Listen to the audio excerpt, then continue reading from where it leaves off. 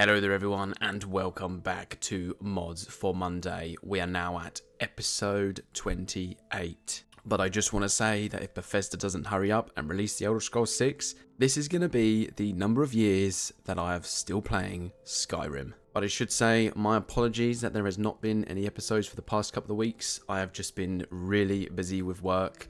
But we are back now, so let's jump in and look at some mods for the Elder Scrolls V Skyrim. For our first mod back, this is an armor one called Twilight Princess Armor Mashup. Now, I've had this installed for a really long time and I could have swore I've shown this one off, but I haven't. So we're going to start with this one.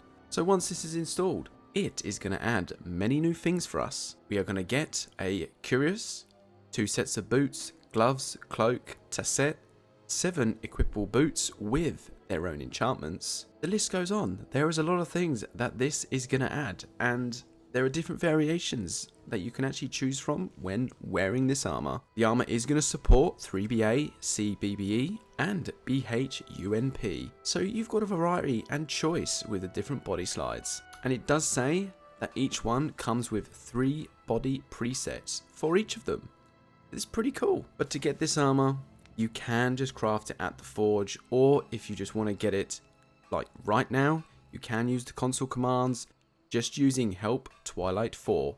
This is going to give you the ID for each and every piece. This is definitely a good armor to wear for those vampires out there, but then again, it did say that this was originally designed for Serana, and for those that who know who she is a vampire herself. It does really explain why this armor has a very vampiric look, but I do like the style. Let me know in the comments below what you think of it. For mod number 2, we have a complete renovation of the Drunken Huntsman. Yes, this is going to help give that quite often forgotten about bow, arrow, and beverage store a much needed fresher look, making it way more enjoyable to come inside and visit this place. There will now be display shelves showing off rare hunting equipment, decorations that include bones, baskets, and Whiterun rugs. The shopkeeper's brother's bedroom is now showing off a bit more of their own personalities. It's a nice little upgrade to a much needed forgotten about space. My favourite part of this all is I really do like the trophies that have been placed around of some of the creatures that you actually do find in Skyrim, as this really does give off that nice feel that this is a place for hunters to come by, get some wares, enjoy a mead or two, while sharing their latest stories of hunting out in the wild. I for one am one of those people that never come in here.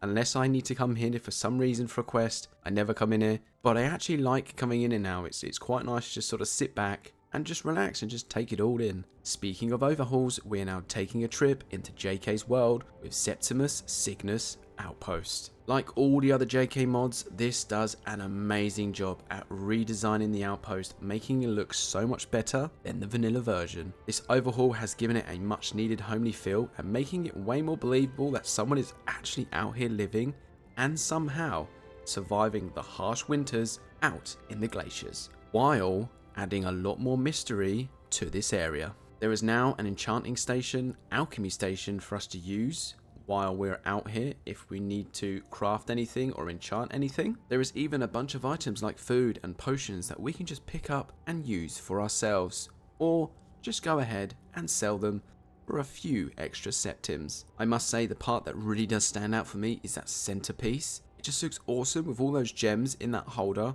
while a blue beam is shooting upwards. It really does add an awesome effect to the place. For mod number 4, this is another armor called Dragonbone Barbarian armors. Yes, there is more than one. So this mod adds armors for both male and female with 15 equipable armor pieces, helmets, 4 alternative gauntlets and boots for us to choose from. You must remember that this is not a craftable armor, so you cannot make it at the forge, so you are going to have to venture out and find them.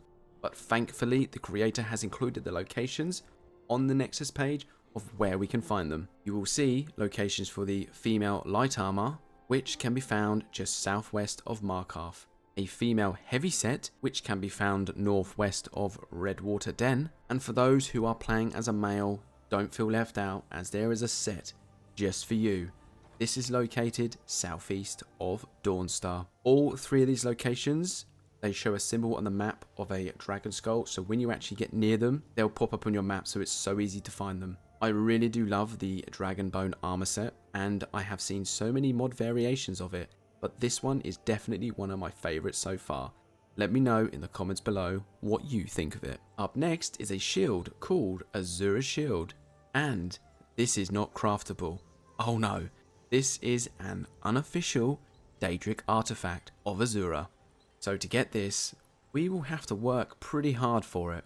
You're going to need to head over to Frosthaven Cave, which is just northwest of Winterhold, and fight through many high-level Draugr until you reach the end where the shield can be found. I think this is an amazing design, but it does kind of remind me of the Blade Shield, and if you are brave and strong enough to get this shield, it does have some effects that you're going to gain while using it. Your health, stamina, and magicka will restore 25% faster. And if the shield isn't strong enough already, you can improve it to make it have a much stronger defense, and you will require the Ebony Smithing perk to do so. Moving on to mod number 6. This one is called Nocturnal Archmage Robes. This is going to replace the vanilla Archmage set, the one that you actually obtain for becoming the Archmage after the College of Winterhold story. This is just going to make it look a really nice looking set of Nocturnal's robes, get an awesome looking cowl, and a sweet pair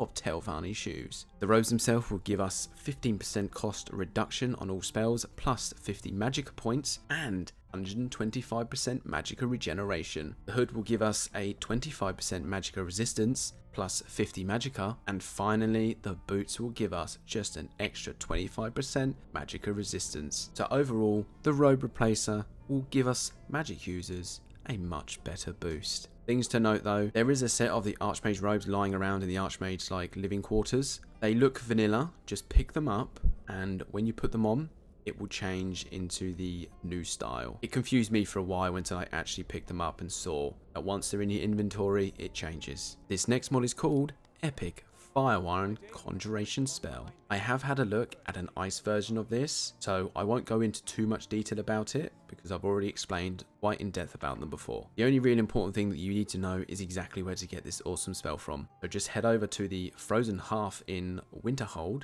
and head into the back room near a bar. As you enter the room, you're going to see a counter. Just go behind it. There's a bookshelf. The book is on one of the bottom shelves. You will have to steal it though, so do make sure that nobody's looking. Otherwise, all these guards will just randomly appear in Winterhold and you'll be thinking to yourself, where are they keeping them all? Before you go ahead and actually cast this, you will need to remember, same as the last one, you're going to need a big open space because this is not a small creature. And what I do like about these is that they're going to level with the player all the way up to level 100, starting at level 25. Compared to the ice one, the fire one has much more health, magicka and stamina, but overall it's just a great thing to have when facing multiple enemies. Finally, we are at the last mod of this week's episode. We will be finishing off with a mod called Snazzy Interiors Frostfruit Inn. This isn't the first Snazzy Interiors that we've looked at it, and it sure as hell will not be the last, because what they're doing with these places, again, they're just overhauls, but I really like their take on them. So this tavern is inside Rorikstad. So as I have said, it's just an overhaul of the place. It's going to give it a different look with different items and different locations, giving it a different sort of feel when entering this place. I like the idea of the chimney, but I think being in the middle of the room, it really does divide up the place, and it doesn't have that complete social feel. But I think it still looks pretty awesome, especially because they've put a neat looking model ship right on it, which I think is pretty cool. Overall, it's another great overhaul that they have done. There we have it. Mods for Monday is back. I apologize again for not releasing any over the past few weeks. I had a lot going on with work and planning trips and activities that we want to do for the channel. I just kept running out of time to plan and prepare these videos, but the main thing is we're back looking at more mods for this amazing game. Thanks for coming by. If you like what you see, please leave a like, consider subscribing to the channel, and I will definitely see you all next week for another episode of Mods for Monday.